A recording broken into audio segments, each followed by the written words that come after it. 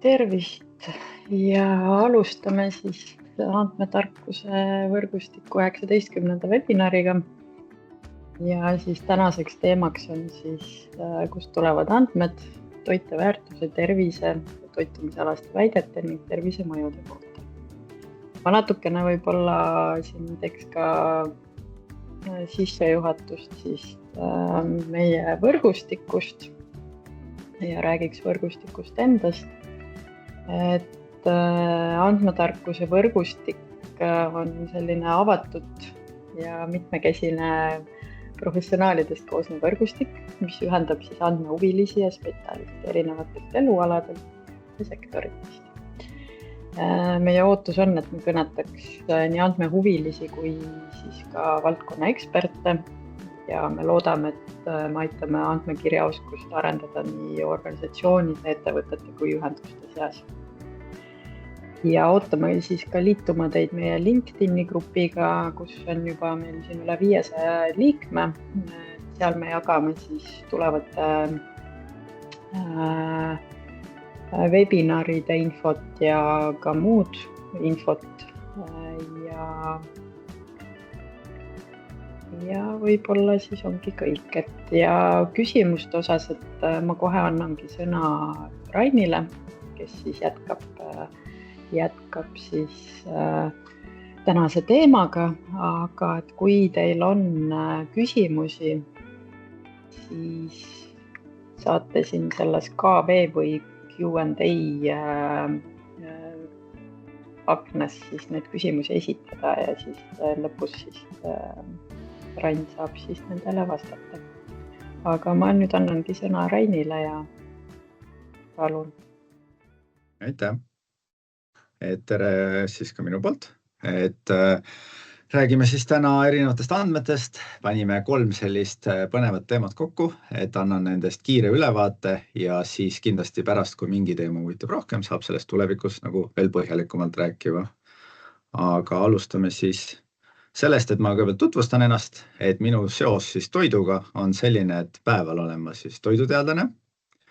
Töötan siis sellises firmas nagu TFTAC, et laboris ka muidugi aeg-ajalt rohkem võib-olla ka selliste andmete ja selliste projektidega seotud, aga TFTAC on siis toidu- ja fermentatsioonitehnoloogia arenduskeskus. Ja öösel olen siis hobikokk, sest kui päeval oled tööl, loomulikult ka tegelen toiduga, siis öösel ikkagi mind saadab ka hapendamiskirg eelkõige, kuigi ka üldine toidu valmistamine. Ja siin väike pilt, just eile õhtul tegin ka südaööni kimchid 30 kilo, et minu hoovikohvikud on ka sellised tervislikuma valikuga hapendatud, mitte siis sellised klassikalised saiakesed ja koogikesed, et väike pilt siin. Ja mis minule eriti veel fermentatsiooni puhul meeldib, see on üks minu selline kirg kindlasti, millest täna me räägime, luban, et mitte väga palju, aga natuke ikka, siis tegelikult ma üritangi seda oskust ka edasi anda, et siin on näide, kuidas me siis toitumisnõustajaid sel teemal koolitasime ja üldiselt sellisel toidu ja toitumise teemal. Olen siis koolitanud näiteks Rahvatervise Akadeemias toitumisnõustajaid ning mis on tore, et see toidust rääkimine minust on hästi oluline ja täna ka ma loodan, et te saate just mingeid põnevaid võib-olla uusi asju, mida te ei teadnud, et siis väike mainin siia juurde ka, et tegelikult on tore, et selline populaarteaduslik raamat, mille ma kirjutasin just fermentatsioonist muidugi antud juhul ka, et siis pool sellest on populaarteaduslik, pool retseptid, et eestlased on selle väga hästi vastu võtnud ning see on siis 4. trükis juba, et selline eestlaste nagu toidu huvi tegelikult ja just selliste ka nagu mõnes mõttes nagu sellise, ma julgeks ikkagi väita kontrollitud, sest me igapäevast laboris just sellest kirjutab, millega me igapäevast laboris tegeleme, et just selliste usaldusväärsete andmete vastu on tegelikult, on hea, kui neid levitatakse ja inimesed need üles leiavad. Nii et täna vaatame ka neid allikaid. Aga tervikuna väike siia juurde, et tegelikult ma arvastangi Eesti toitu, miks ma hea meelega sellest räägin ja kui pärast on mingid võib-olla üldisemad küsimused, võin ka rääkida toidust, et olen Eesti parima toiduaine komisjonis, pääsukese märgis kindlasti teate, üks selline väga hinnatud märk Eestis ja ka parim talutoit, et just toetada järjest neid, kes ka väikeselt võtavad ette, aga tahavad pakkuda siis väga head toitu. Nii et tervikuna on Eesti toit igapäeva teema minu laual. Aga nüüd väike mõtteharjutus kohe hommikusse, et kas tunned ütlust on olemas sellised väikesed valed, suured valed ja siis nüüd saab igaüks mõelda, mis see läheb. No kõik panevad siia statistika muidugi, kui guugeldada seda varianti ja mina kindlasti ei taha siia panna sõna toiteväärtus, aga ma tahan teid panna mõtlema selle peale, et kui te vaatate kuskilt toiteväärtust, näiteks mõtlete õuna peale, et õuna toiteväärtus ju tegelikult sõltub väga palju küpsusastmest, sordist, kõikidest tingimustest, kus ta kasvab, millal me ta näiteks, mis me temast nagu teeme lõpuks muidugi loomulikult, et sinna mõttekoht, et kui palju võib näiteks õunte suhkrusisaldus varieeruda. Keskmiselt on see 10, kui te vaatate kuskilt andmebaasist niimoodi kiirelt, aga me oleme Eestis hästi palju neid erinevaid sorte uurinud mitme projekti raames ja tegelikult see väärtus madalaim oli kuskil 7,5 ja kõrgeim oli 14,5 ja see on puhtalt Eestis. Et peaaegu nagu topelt põhimõtteliselt, et see muidugi see väga kõrge suhkrusisaldusega sort oli välismaine sort ja selline väiksem, aga ikkagi, et mis minu mõte siin, mis ma tahan öelda, et see võibki looduslikel asjadel ja see on loomulik ja hea, et see toiteväärtus võibki väga palju muutuda. Nii et seda peab arvestama. Aga kust siis üldse sellised andmed nagu tulevad, ütleme kõige usaldusväärsem koht, kus te leiaksite toiteväärtuse kohta infot, ma ei räägi nüüd valmistoitudest, millel on pakendil kõik kohustuslik info olemas, vaid ütleme kõik muu toit selline, toidukoostis andmebaas, TAIST, Tervise Arengu Instituudil on olemas ja kui sealt vaadata, lüüagi sisse näiteks see sama õun, ma võtan oma pointeri ka siit, siis tulebki selline nii-öelda kohustuslikud andmed, mida te saate siis vaadata siin, nagu ma ütlesin, ongi keskmine suhkrusisaldus on kuskil 10,5. Ja nüüd, kui vaadata, et aga kus siis sellised andmed tulevad, siis siin taga on tegelikult väga ilusti allikas ja meetod. Ja kui me läheme järgmisele, ma zoomin siia natuke sisse nii-öelda, siis allikas, võtame siit näiteks, saate seal eraldi on link, kus saab klikkida. Allikas 155 on tegelikult viitab sellele, et väärtus on arvutatud. Me pärast siis vaatame täpselt mille põhjal, aga siin võibki võtta, et näiteks suhkrusisaldus on arvutatud siis üksikute suhkrute põhjal, näiteks glükoos, fruktoos ja sahharoos, mis on õunas nagu domineerivad. Siis kui me vaatame edasi, siis järgmine allikas näiteks 224 viitab siis näiteks, et see on siis Rootsi andmebaasile. Me teame, et meie toitumissoovitused on Põhjamaaga hästi sarnased, aluseks võetud, et see näitab siis seda allikat. Nii et siit tulebki nagu siis selline andmebaas, kust siis erinevad allikad on ka ilusti näha. Ja meetoditest näiteks ongi üks meetod võib olla arvutuslik, et kalorid, energiasisaldus ongi tihti siis arvutatud erinevate komponentide summana. Ja siit edasi näiteks, ütleme, kus on siis number 8, oli siis rasva peale, et see on nii väike, et siis see ongi lihtsalt jäljene pandud. Et see metoodika ongi see, et teatakse, et õun ei ole rasva seisukohalt nagu oluline allikas. Ja siin võrdlused, kui ma nüüd näitasin Eesti tabelit, siis võib see kõrvale võtta Ameerika oma. Tavaliselt, kui te guugeldate näiteks eriti inglise keeles Apple Nutrition, siis tuleb pigem Ameerika andmebaas lahti. Siin on nüüd ka näha ilusti, et milline on calculated analüütiline. Siin on ka toodud min-maks, muidugi ta ei ole nagu äärmuslik min-maks, et nagu ma ütlesin, see suhkrusisaldus võib olla ka väga madal. Siin näiteks on 12, on selline, ütleme sellised nagu kõige levinumatest sellised ääred.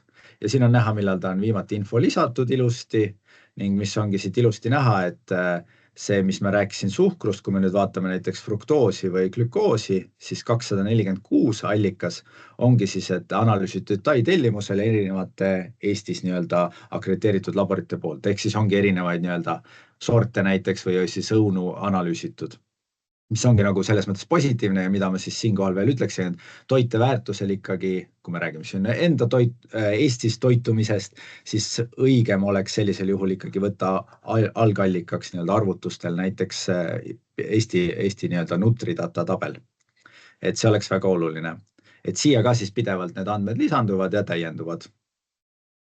Ning toiteväärtus tegelikult, kui te nüüd mõtlete pakendi info poole, seadus ütleb, et see võib olla nii arvutuslik kui ka analüütiline.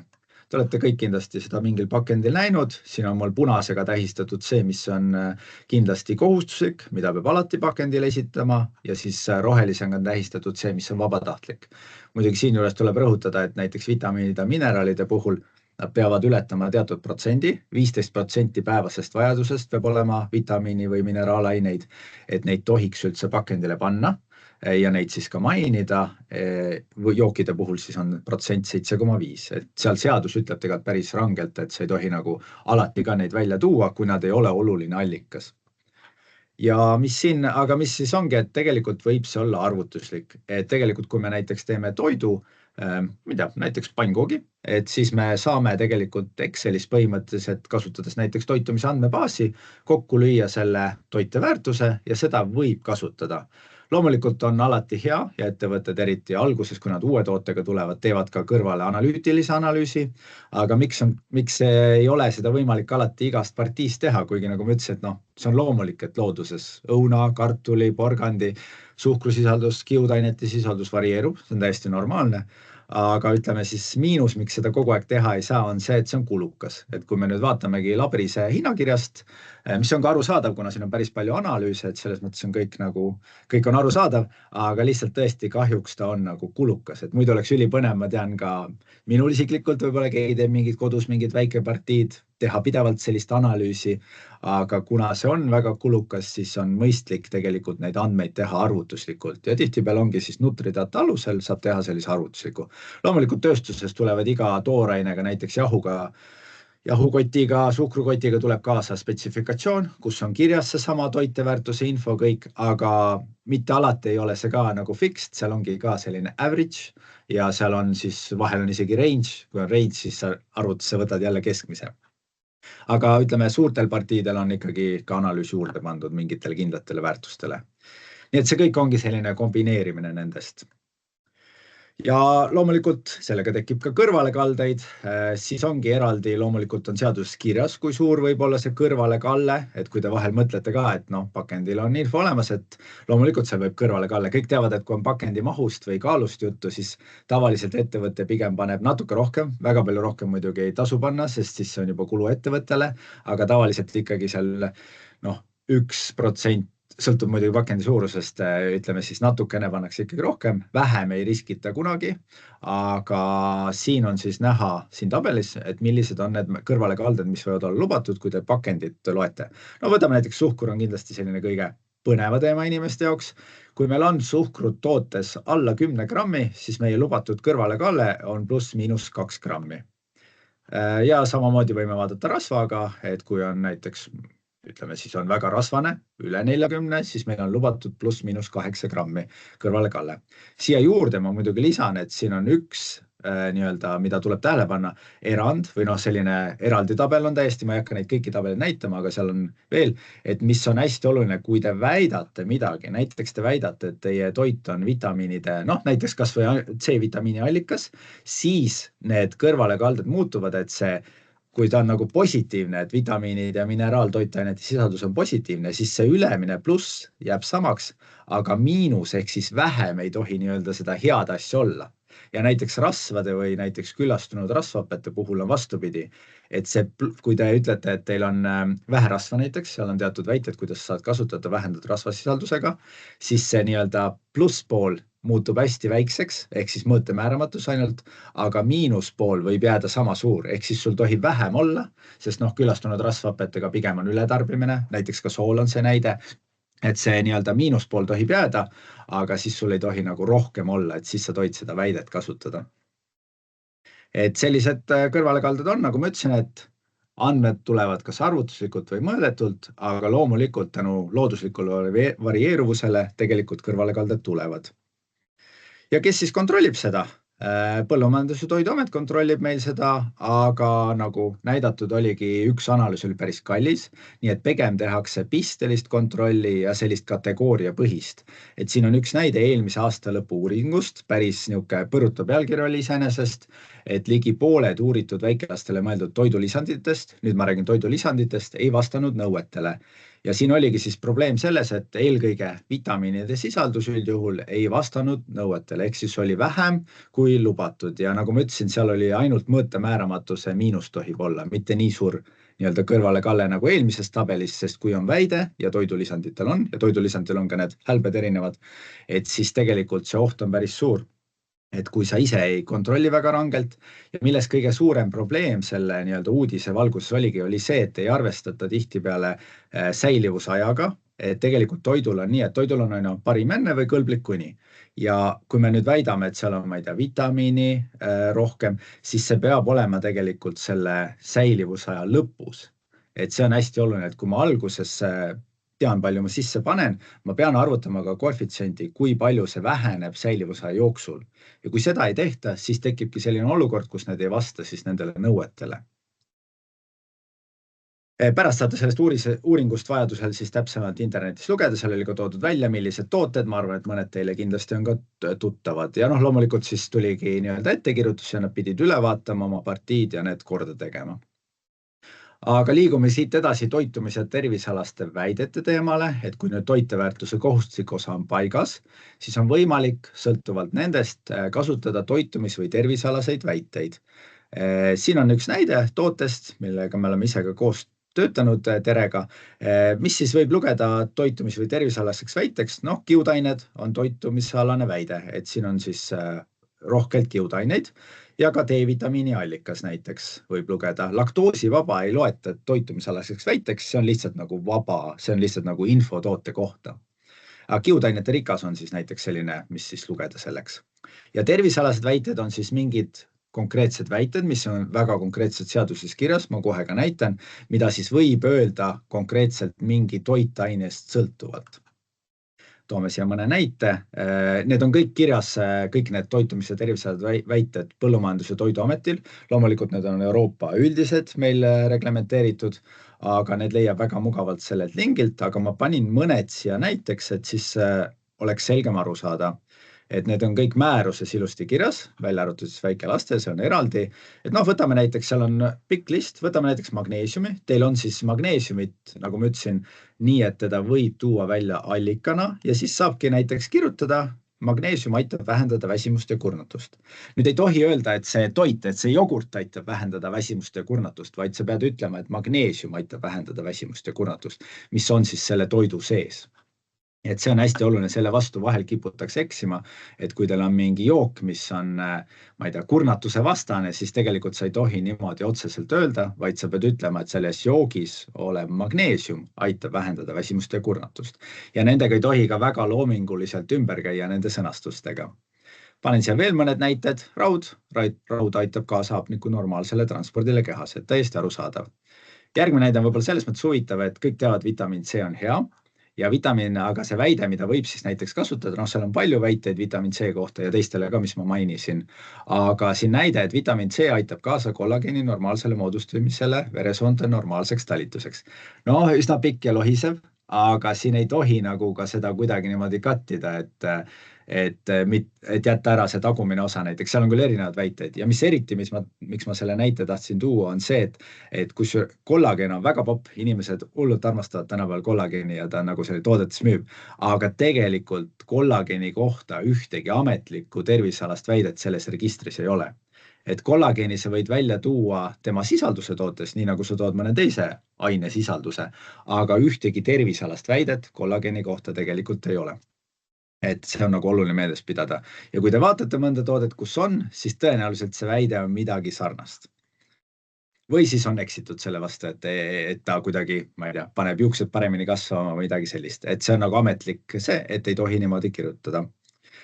Ja mõnikord võivad olla need väite tingimused ka pikemad, et beta-glükaanid, kus juures see väide on, nagu te näete, väga tugev, see juba on nagu väga tugevalt tervisega seotud. Beta-glükaanid aitavad hoida normaalset verekolesterooli taset, mis on nagu väga-väga positiivne kindlasti oleks, aga te näete, et selleks, et seda nii-öelda kasutada, on need tingimused isegi antud juhul väga-väga ranged. Nii et kui te olete kõik nendele tingimuste vastand, siis te võite sellist väidet kasutada. Ja siia mõnikord need väited ei ole nii võib-olla tarbija silmale sõbralikud, kuigi tervise seisukohalt väga kasulikud. Et panin siia juurde näiteks kaeratera kiudained, mida pannes tootesse. Väide oleks siis selline, et kaeratera kiudained aitavad suurendada väljaheite hulka. Tegelikult tervise seisukohalt te saate aru, et see on väga positiivne, sest meie just tänapäeval kõige suurem probleem on, et me sööme liiga vähe kiudaineid. Et kõige toitaine, millest tegelikult kõige rohkem eestlastel on puudus, on kiudained. Ainult 1/3 eestlasi sööb piisavalt kiudaineid ja erinevaid kiudaineid.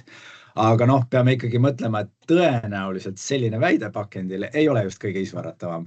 Nii et jah, et seda väidet mina ei tea küll juhust, et keegi oleks veel kasutanud, kuigi võimalus on. Et kui hästi turundada, siis võib-olla töötaks. Ja siin mõned näited toodetega.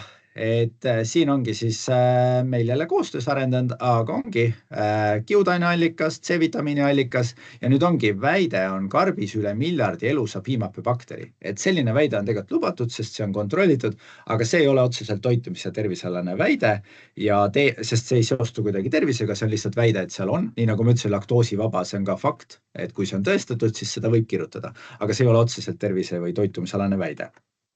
Mida ei tohi kasutada, on kindlasti probiootiline, kui te loete kimchi kohta, siis te näete igal pool teksti, ma mõtlen tervikuna internetis probiootiline. Mul on siin ka üks näide, vaatasin lihtsalt, oli vist Amazon, kui ma nüüd peast ei eksi, selline Koreast saab ilusti tellida kimchid, seal all on ilusti turundustekst, mis on eriti keelatud on kindlasti, et kui ta siin probiootik, Aasias muidugi ma mainin juurde, et Euroopa Liidust on probiootiline keelatud kasutada sellised väitena, siis Aasias on ja Ameerikas on vaba, aga mis mina kahtlustan, et isegi Aasias, ma nüüd Aasia kõiki seaduseid ei tea, et aitab vastu, isegi vananemise vastu on siin väidetud. No see on päris hea, et ma arvan, et siis see müük kohe tõuseks, kui niisuguse suure väite võiks näiteks panna, et ta on nüüd selline vananemisvastane toit. Aga mis siin oli minu arust veel huvitav, lisaks selle, et siin on väga julgelt kasutatud väiteid, et ka aitab niimoodi nahka parandada, kuigi kindlasti tervislik ta on. Aga kohe vaatame, mille poolest hapendatud toidu näitel. Aga mis oli huvitav, et te näete, et ta nagu konservkarbis ja siis ongi, et siin all oli ka küsimus, et kas see siis konserveerimine, steriliseerimine, inglise keeles pandi canning lihtsustatud variandis, siis siin on vastus, et jah, see konserveerimine tapab siis ära kõik elusad bakterid, kaasa arvatud probiootilised. Nii et üleval pool teile lubati probiootilisi, aga kimchis, aga kuna see toode on steriliseeritud, siis siin on ikkagi probiootikum ei ole. Aga küsimus, kes see viitsib nii alla lugeda, et seal oli nagu mitu vaheküsimust enne, kui sinna selle küsimusi jõuti. Aga vähemalt oli aus vastus, nii et see oli iseenesest tore. Ja siin ka, et ongi, et probleem on natuke see, et eri riikides eri seadusandlus, kuigi ma ütlesin, meil küll kehtib tervikuna Euroopa Liidus Euroopa Liidu oma, siis peab tunnistama, et mõned liidumaad tõlgendavad selle natuke vabamat. Näiteks Soome ja Poola keeles ma olen näinud küll pakendeid, kus on sõna probiootik, loomulikult siis soome ja poola keelsena, aga täpselt need keeled on see, et seda probiootik sõna sa suudad lugeda ka eestlase või inglise keelt kõnelema.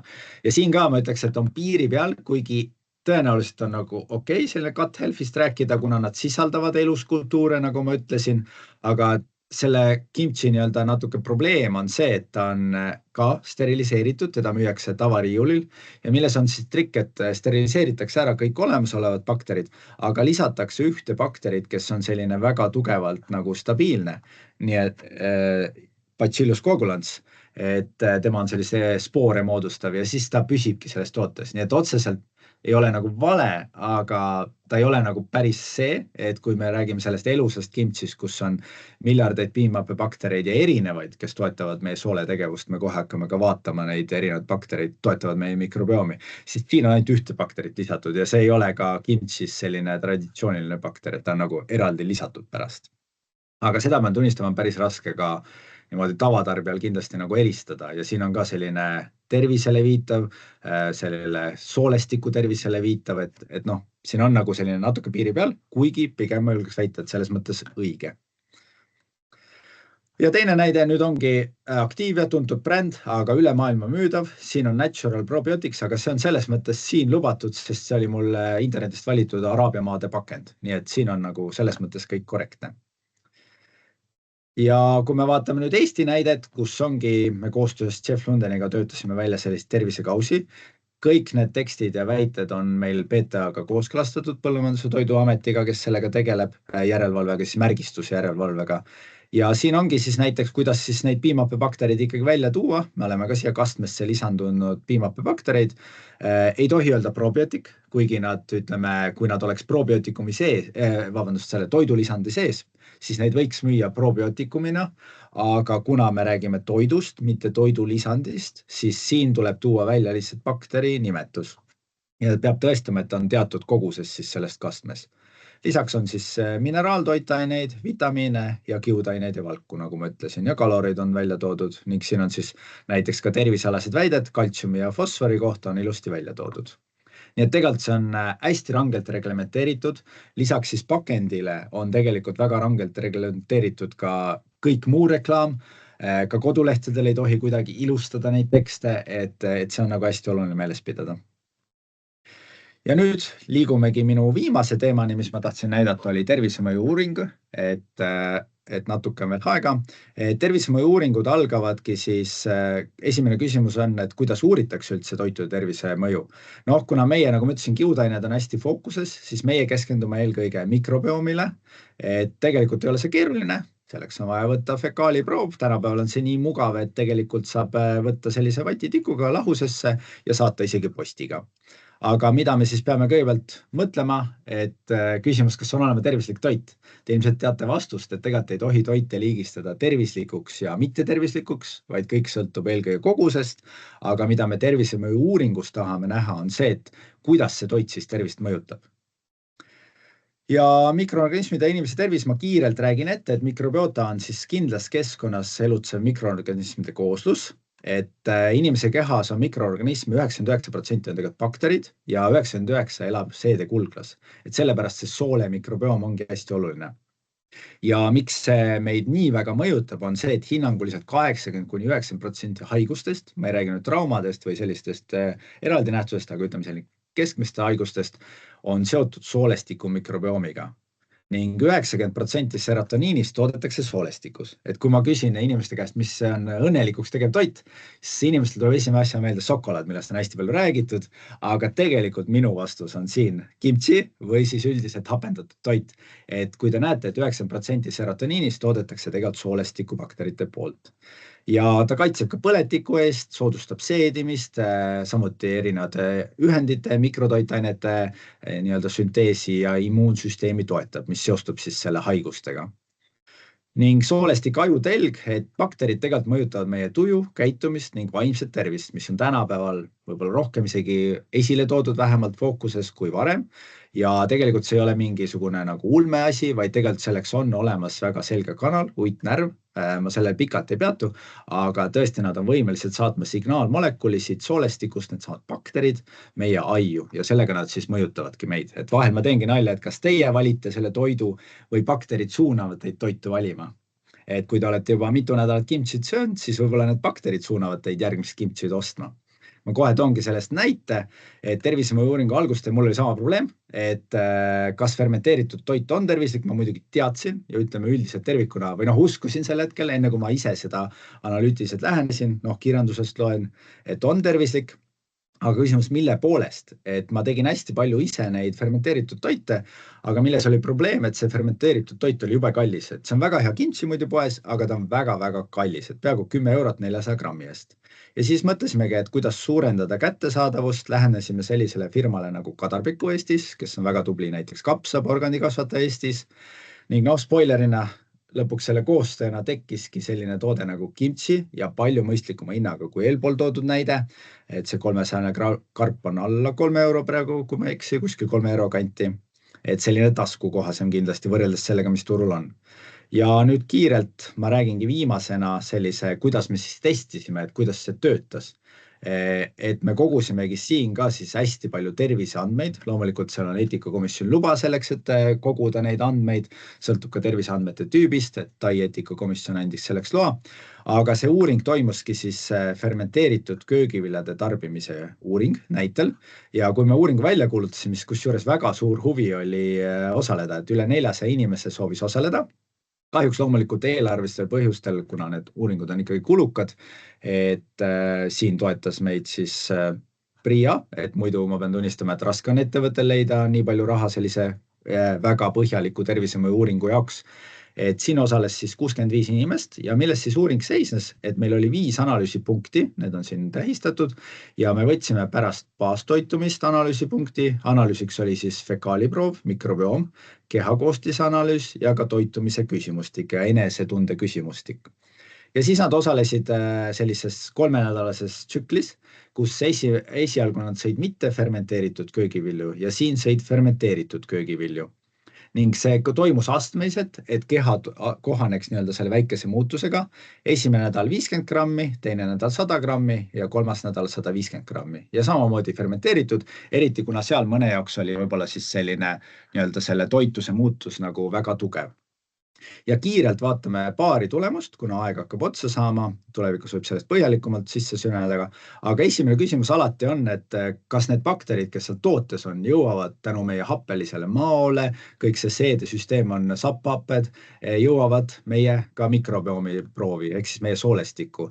Siin on nüüd näide nendest 3 tootest, milliseid baktereid nad sisaldavad perekonna tasemel ja kastikesed on ümber mõnele olulisele, millele ma tahtsin nagu rõhu panna. Siin on nüüd kõikide keskmine baasperiood ja nagu te näete, siis baasperioodil keskmisena neid piimhappebaktereid inimestel väga ei olnud nagu esindatud mikrobiomis ja nüüd nii köögiviljade kui fermenteeritud köögiviljade osaga söömine siis tõstis neid. Kusjuures ka köögiviljad, nagu te näete, ja see jutt ongi, et sööge piisavalt köögivilju, sest mida ma korra mainisin, et kiudaineid söövad inimesed liiga vähe. Nii et tegelikult juba köögiviljade, aga eriti hapendatud köögiviljade söömine tõstab meie soole mikrobiomi mitmekesisust. Ja siit kiirelt mõned näited, kuigi mul aeg sai juba otsa, aga toon siia näited, et kuidas me siis vaatame neid perekonna tasemel, antud juhul siin on Anarostipes, et osakaal, aga osakaalus rõhutan, et see ei ole nii, et kui kellelgi on 10 ja teisel on 50, siis see 50 on alati tähtsam, sest mingi baasmikrofloora on, ütleme, sõrmejälgedena inimgruppidel sarnased, seal on erinevad grupid, aga sarnased, aga just mõnikord need väikesed muutused võivad olla olulised. Kõige lihtsam näide, kui on mõni põletikku põhjustav bakter, teda ei pea olema väga palju, aga ta suudab tekitada meil põletikku. Ja siin näide, kuidas kasvas fermenteeritud positiivse bakteri osakama, aga nimi näiteks, nagu nimigi ütleb, negatiivibacillus, negatiivne siis, seotud kehakaalu tõusu ja soole haigusega. Loomulikult ei saa öelda, et ta tõstab kehakaalu otseselt, aga ta on leitud, et ülekaalulistel on teda rohkem, siis fermenteeritud köögiviljade söömine 3 nädala jooksul langetas tema osakaalu. Ja siin veel mõned näited sellest grupist, Eubacterium halii grupist, jällegi äritunud soolesündroomi tekkega aitab vältida siis tema, nii et tema osakaalu tõus on positiivne. Ja viimane näide siis Collinsella, samuti seotud põletikuga ja tema siis langes nii köögiviljade tarbimisel kui ka fermenteeritud köögiviljade tarbimisel. Nii et igati positiivsed näited. Jällegi need on väited, mida ei saa nagu otseselt pakendile panna, aga need väga selgelt näitavad seda positiivset mõju ja lõpuks see, et publitseeritakse teadusartiklina ja ütleme kõik need mitmete maade teadusartiklid lõpuks ongi EFSA-le, Euroopa Toiduohutusametile aluseks, et otsustada mingisuguse väite loomisel. Nii et lõpuks me jõuame ikkagi nende väiksemate uuringute suure pildini, millest ma alustasin. Nii, ja nüüd ongi minul viimane slaid, väike panise reklaami, kes tahab fermenteeritud toidust veel rääkida.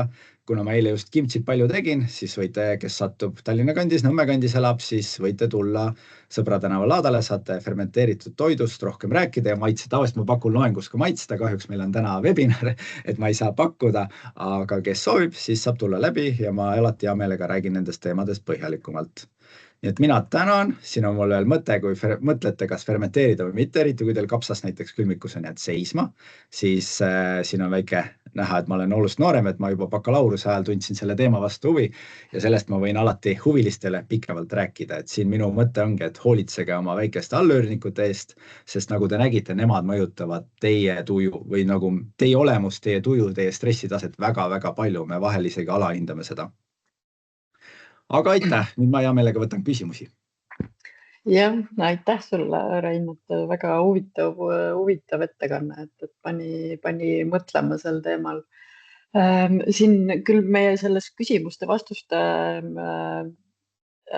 nurgas ei ole küsimusi tulnud, aga ma ise võib-olla küsiks, et kas seda on uuritud või see loogiliselt kindlasti on nagu oletatav, aga et näiteks fermenteerimisel ka, et ongi, et kapsas on jäänud seisma, panen ta siis hapnema, et see tõstab tema toiteväärtust, aga nüüd, kui ütleme, et siin kevade hooajal, et kui palju nagu siis toiteväärtus, kui palju see nagu mõjutab, et näiteks kui ma kevadel hapendan sügise peeti, mis mul on nagu jäänud keldrisse seisma, et kuidagi seda nüüd ära kasutada või siis ongi juba tulevad siin mingisugused värsked peedid, et seal ilmselgelt on see võib-olla ka toiteväärtuse vahe, et nagu sa sellest õunast rääkisid, aga et kas see fermenteerimisel, kui palju see nagu mõjutab seda väärtust siis lõpuks?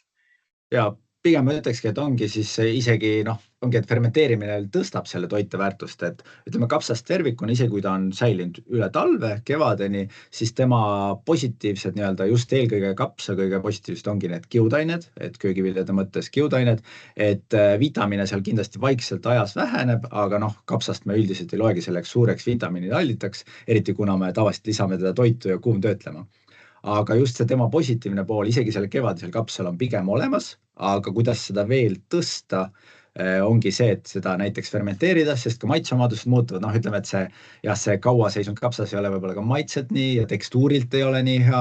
Läbi fermentatsiooni ongi võimalik seda tekstuuri võib-olla muuta selliseks mõnusamaks, et kuna sealt lisad mingeid muid asju juurde, näiteks mingid porgandit, et siis see soov seda kapsast ikkagi lõpuni ära süüa, mitte siis ära visata kahjuks kevadel, kes mõnikord vaatab, et need viimased tahab ära visata, et siis see fermentatsioon aitab. Ja lisaks fermentatsioon aitab ka seeditavust parandada, et me teame, et kapsas, eriti kui te alustate ja võib-olla satute kohe suure koguse peale, tekitab gaase, et siis see fermentatsioon aitab ka seda kiudainete poolt muuta seeditavuse mõttes paremaks. Et kindlasti tasub ära teha ja võingi öelda, et näiteks Kadarpiku ka, et nad toodavad igat aasta läbi hapukapsast. Et praegu näiteks ongi värsket kapsast vaikselt hakkab tulema, aga Eestis kindlasti veel ei ole, nad kasutavad enda toorainet, et siis praegu nad teevadki sügisel korjatud kapsast, et neil on väga head jahelaod, kus nad siis hoiavad kapsast, praegu veel seal on veel tonnides kapsast ja praegu nad ikkagi värskelt hapendavad kogu aeg hapukapsast juurde. Okei, väga hea.